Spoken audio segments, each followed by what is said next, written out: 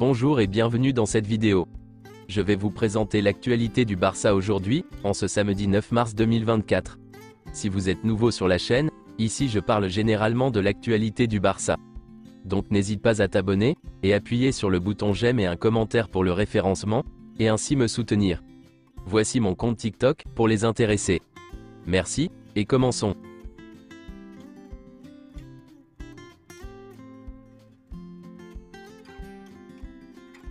Sans briller, le FC Barcelone a pris les 3 points face à Majorque ce vendredi, sur un score d'1-0, grâce à Lamine Yamal d'un magnifique but enroulé. Les Catalans passent provisoirement deuxième du championnat. Lamine Yamal a été l'homme du match. Voici quelques déclarations de Xavi après la rencontre. Nous sommes toujours en course pour le titre de champion. L'équipe s'est améliorée depuis que j'ai annoncé mon départ. Majorque nous a souvent fait jeu égal, car Aguirre prépare très bien ses équipes. Nous nous sommes créés suffisamment d'occasions pour gagner par plus d'un but d'écart. Aujourd'hui, Vitor Roque a passé une excellente demi-heure. Il a été excellent dans les duels, et a créé des espaces. Petit à petit, il obtiendra des minutes de jeu. Cubarsí est très intelligent. Il sait gagner les duels, c'est spectaculaire. On n'a pas l'impression qu'il a 17 ans. Lamine a encore fait la différence pour nous. Lamine n'était pas dans son meilleur jour, mais il a fait la différence. Lamine Yamal n'est pas avantagé par la comparaison avec Messi. C'est vrai qu'il a des fulgurances à la Léo Messi, mais ce n'est pas bon pour lui. Il vaut mieux ne pas les comparer. Ter Stegen fait hier sa 400e apparition sous le maillot de Barcelone. Le Barça a célébré hier la journée internationale de la femme. Le maillot du FC Barcelone cherche à établir un lien avec les jeunes, pour les sensibiliser à l'égalité dans la société. Xavi considère Casado comme un trésor en raison de son esprit, de sa polyvalence, et de sa capacité à jouer à plusieurs postes. Pau Cubarsí ne reviendra jamais dans la deuxième équipe de Barcelone. Selon Marca, le tribunal de commerce numéro 8 de Barcelone a ordonné l'ouverture d'une procédure à l'encontre de toute personne qui diffuse illégalement des matchs sur son appareil. L'adresse IP attribuée à l'utilisateur, le nom et le prénom du propriétaire qui a contracté le service d'accès à Internet, l'adresse postale de l'installation de la ligne, et le document de facturation et d'identification, seront envoyés à la Liga. Selon le média Diariara, le FC Barcelone est pleinement conscient que Nike ne recevra pas la décision de séparation à bras ouverts, et que cette décision entraînera probablement le début d'un long procès qui obligera Barcelone à économiser des millions d'euros dans une période de difficultés économiques. D'un point de vue logistique, il n'est pas possible que le club ait le temps de porter une autre marque la saison prochaine. L'option de Laporta, qui consiste à fabriquer les vêtements en interne, n'est pas viable à court terme. Selon Gérard Romero, 3 scénarios pour le maillot de Barcelone la saison prochaine. Soit la résiliation du contrat avec Nike, et création par le club de son propre maillot, ou soit la résiliation du contrat avec Nike, et accord avec Hummel.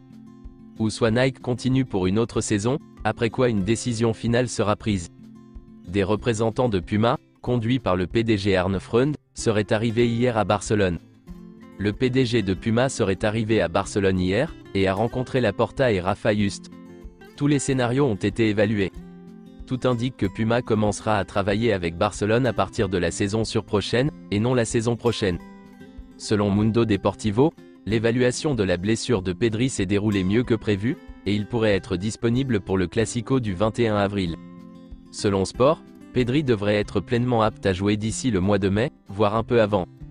Voici quelques déclarations de Joaquín Peñalver, un physiothérapeute. Si Pedri ne veut pas finir comme un passover, je recommanderais que cette zone endommagée soit récupérée par chirurgie. J'espère me tromper, mais je pense que ce muscle n'est pas fonctionnel, et qu'il faudrait le récupérer par une intervention chirurgicale. Le muscle blessé par Pedri est un muscle compliqué, le muscle du coup de pied frontal.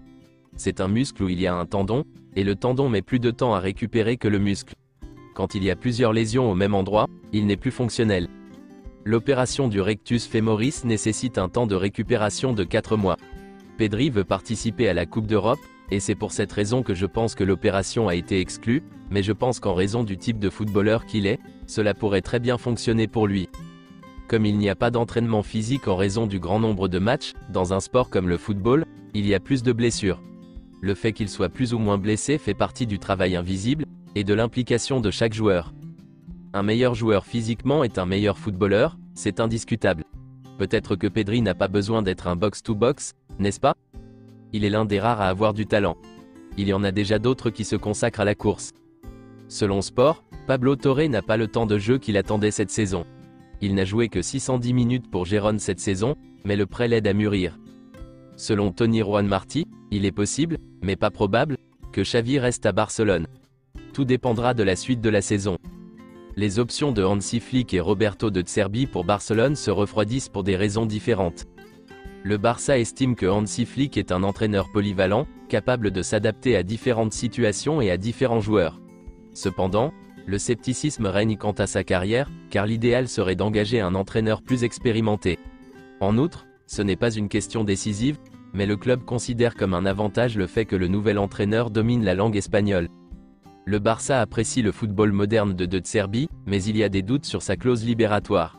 Ils ont également des doutes sur la manière dont il s'adapterait, et considèrent que ses succès se situent davantage au niveau des performances qu'au niveau des résultats.